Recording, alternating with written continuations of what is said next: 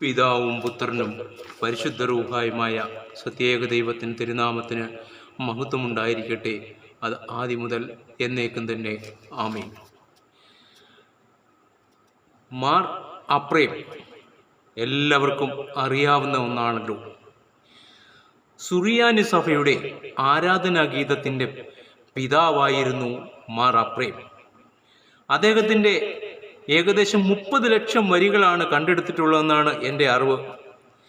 ലോകത്തിലെ എല്ലാ ക്രിസ്തീയ സഭകളിലെയും ആരാധനാഗീതങ്ങൾക്ക് ആരംഭം കുറിച്ച വ്യക്തിയായിരുന്നു മാർ അപ്രേം. സുറിയാനി സഭയുടെ പാരമ്പര്യം അനുസരിച്ച് വലിയ നോമ്പിലെ ആദ്യത്തെ ഞായറാഴ്ചയ്ക്ക് മുമ്പുള്ള ശനിയാഴ്ചയാണ് മാർ അപ്രേമിനെ ഓർക്കുന്നത്.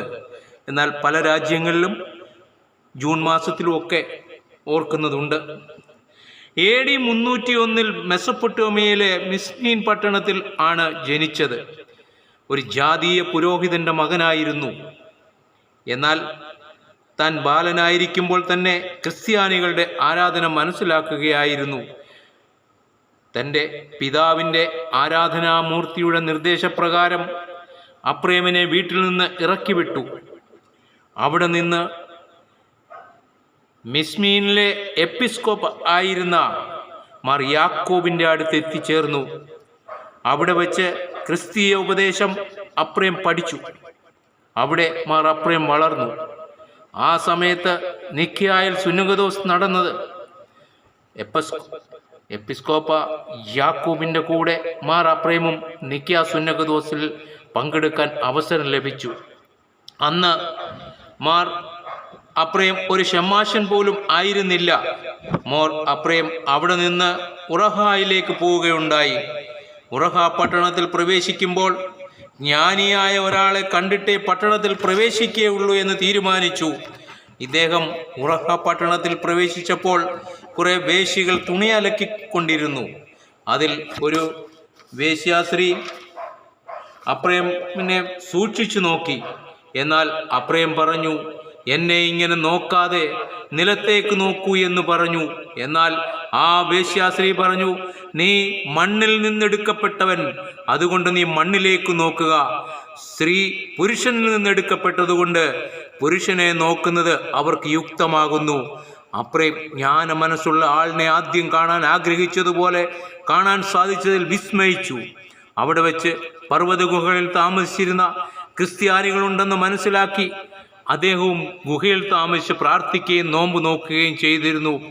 അപ്പം ഇതിലൊക്കെ ഒരുപാട് കാര്യങ്ങൾ വിശദീകരിക്കാനുണ്ട്, എങ്കിലും ചുരുക്കമായി പറയുകയാണ്. അവിടെ വെച്ച് വിരോധികൾ ഉണ്ടാവുകയും അപ്രേമിനെ വലിച്ചുകൊണ്ട് പോയി കല്ലെറിഞ്ഞ് പുറത്ത് ഉപേക്ഷിക്കുകയും ചെയ്യുകയായിരുന്നു. അവിടെ നിന്ന് ലൂസറിയയിലേക്ക് ബസേലിയോസ് പിതാവിനെ കാണാൻ അപ്രേം പോയി. ബസേലിയോസ് പിതാവും മാർ അപ്രേമും കണ്ടുമുട്ടിയപ്പോൾ ബസേലിയോസ് പിതാവ് പറഞ്ഞു, ഈ പാപിയായ മനുഷ്യനെ സന്ദർശിക്കുവാനാണോ അങ്ങ് വന്നിരിക്കുന്നത് എന്ന്. അങ്ങനെ പിതാക്കന്മാരുടെ ബോധ്യം മറ്റുള്ളവർ തന്നെത്താൻ വലിയവൻ എന്നതായിരുന്നു എന്ന്. അതാണ് നമ്മുടെ വിശുദ്ധ കുർബാനയിൽ പട്ടക്കാരൻ പറയുന്നത്, ഞാനോ ബലഹീനനും പാപിയുമായ ദാസനായ ഞാൻ എന്ന്. ഇത് പ്രോഗ്രസീവ് റെവലേഷനാണ്. ക്രിസ്തുവിനോടുകൂടെ നടക്കുമ്പോൾ താണു വരുന്നതാണ് യഥാർത്ഥ ക്രിസ്ത്യാനി. എന്നാൽ ഇന്ന് ക്രിസ്ത്യാനി പറയുന്നവർ പറയുകയാണ്, ദൈവം എന്നെ ഉയർത്തി ഭൗതികമായി ആത്മീയമായി അധപ്പതിക്കുന്നു.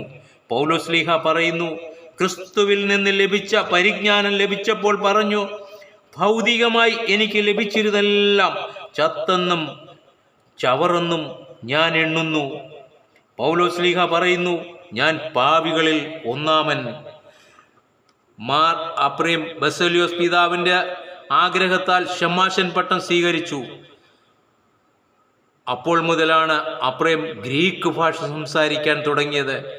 മാർ അപ്രേം തന്നെ ഉപദ്രവിച്ച ഒരു ചെറുപ്പക്കാരനെ പാമ്പുകടിയേറ്റ് മരിച്ചതിൽ നിന്ന് ഉയർപ്പിച്ചു എന്നും ചരിത്രമുണ്ട്. ഇങ്ങനെ ധാരാളം അനുഭവ കാര്യങ്ങൾ മാർ അപ്രേമിനെ കുറിച്ച് പറയുന്നതുണ്ട്. ഞങ്ങൾക്കുള്ള കർത്താവേ, ഞാനിക നിദ്ര ഒഴിഞ്ഞിട്ട് ഉണർവോടെ നിൻ തിരുമുമ്പിൽ നിൽപ്പാൻ എനിക്കു നീ നൽകണമേ. വീണ്ടും ഞാൻ ഉറങ്ങുന്നാകിൽ എനിക്കുള്ള എൻ്റെ ഉറക്കം കർത്താവേ നിൻ തിരുമുമ്പിൽ ദോഷം കൂടാതാകണമേ. എത്ര സുന്ദരമാണ്!